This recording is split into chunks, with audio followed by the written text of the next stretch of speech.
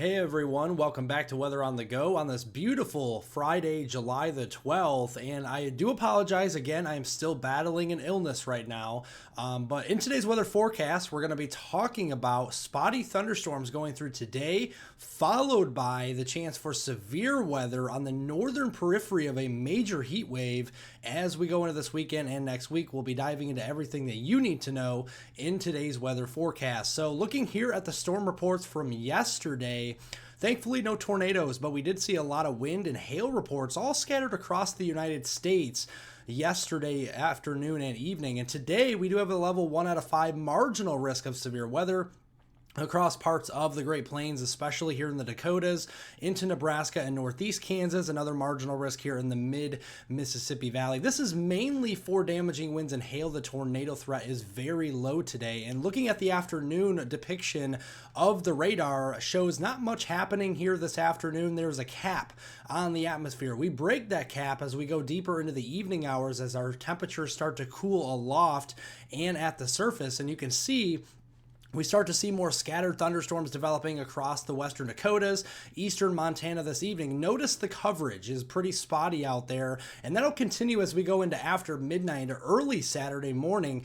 A lot of this will be spotty, so not everybody will see storms in the Dakotas, for example, for Nebraska or Kansas. I think the further south you go toward Kansas, the cap is going to be stronger, so it was going to be much more difficult to get those thunderstorms to initiate. The further north you go, a little bit easier to initiate as the cap is a lot weaker. So looking at where those thunderstorms could be is a little bit hard to predict right now. Where they develop, though, we could be seeing about a quarter to half an inch of rain in a short amount of time. So some isolated flash flooding, ponding of water on the roadways will be possible here. Nothing too significant. Now, looking over here at the tropics, we did have a 10% chance of development just off the Carolina coast yesterday. The National Hurricane Center in Miami, Florida, has actually dropped this to a nebulous 0% chance right off the South Carolina coast because the system really doesn't have any tropical characteristics outside of the tropical moisture. It will be influxing into the eastern U.S. here, across the Delmarva region,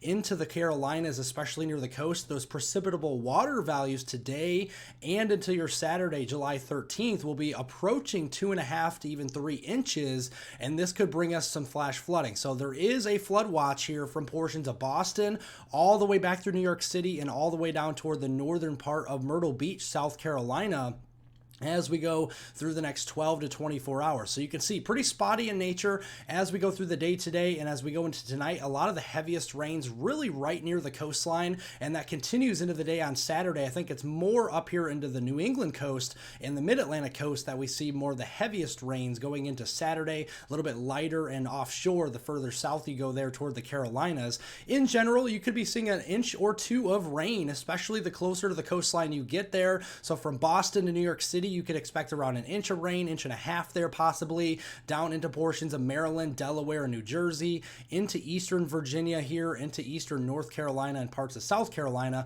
We could be talking anywhere from about a half an inch upwards of 2 inches of rain through your Saturday night time frame, and that could again lead to some flooding. That's why we have that flood watch out there.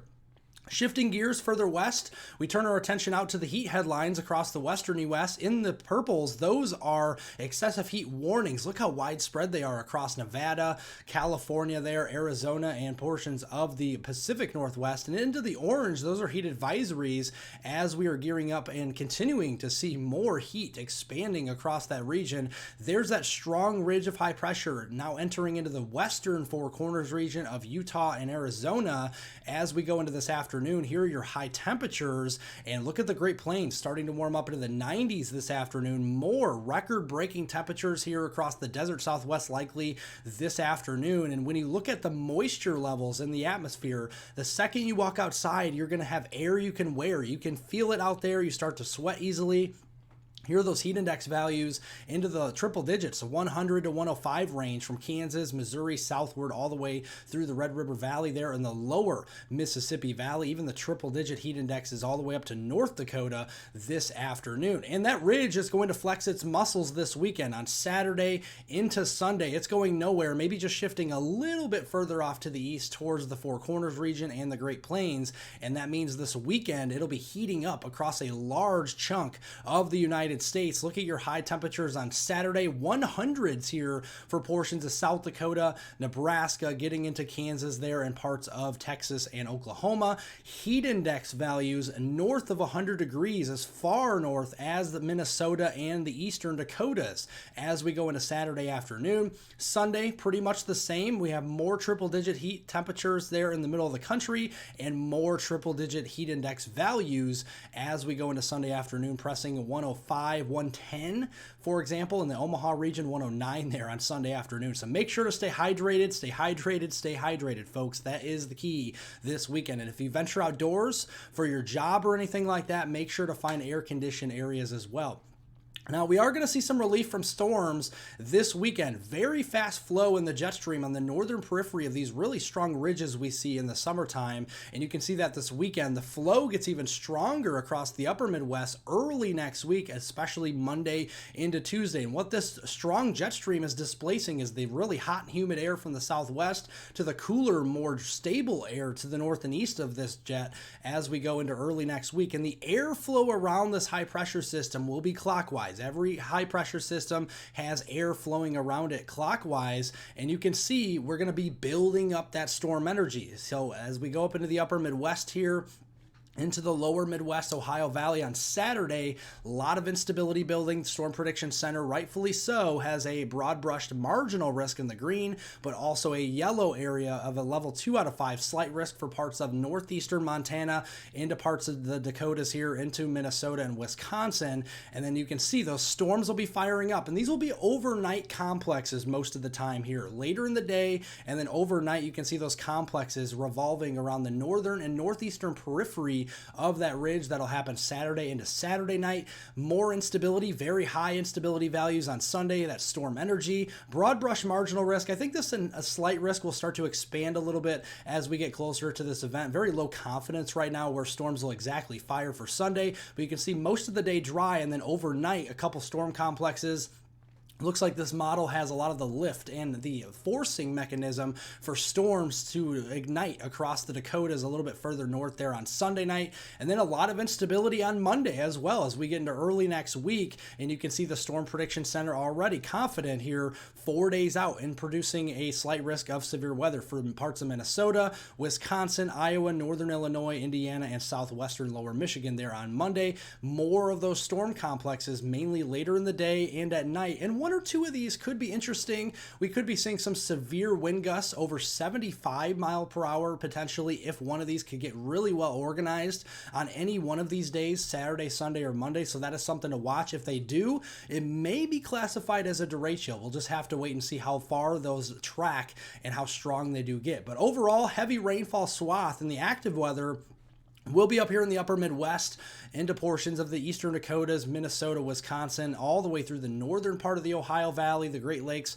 and really southeastern Canada through the weekend and into early next week. Very dry under the high pressure ridge here across the southern central plains and out west. Hardly a drop of rain with that heat. And that heat will persist even through the middle and end of next week and into the following weekend, going through Sunday, July 21st. There's that ridge of high pressure, that donut hole here, and that's going to be bringing a lot of heat continuously across the western third of the country. Even western Canada could be up to 20, 25 degrees above normal with your temperatures through that time frame. And a lot of the active weather, the cold front will be shifting further south. So through the next week, will progressively dry out as we go through next week across the upper Midwest, and all the precipitation and moisture will be across the deeper south, the southeast, and the mid-Atlantic as we go in through the middle and end of next week and by next weekend. And if we have a cold front stalling across the southeast coast during the hurricane season, we may have to watch something tropical as we go in toward the end of July.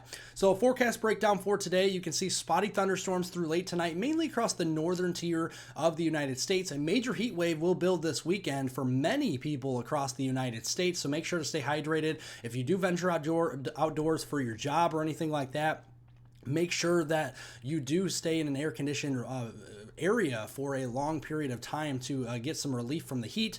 Upper Midwest to Ohio Valley, be aware of the potential for some severe weather as we go in through Saturday, Sunday, and Monday, maybe even into Tuesday as well. So make sure to be watching out for that. All modes of severe weather, damaging winds, large hail, and tornadoes will be in play. So make sure to subscribe to the channel down below. Leave a like down below if you like today's weather forecast. Make sure to leave any comments, questions, and concerns below. I'll get to those later on today. Hopefully I start to feel better over the next few days so you guys can hear me better. Thank you all for watching. My name is Hunter with Weather on the Go, and I hope everyone has a wonderful rest of their Friday out there.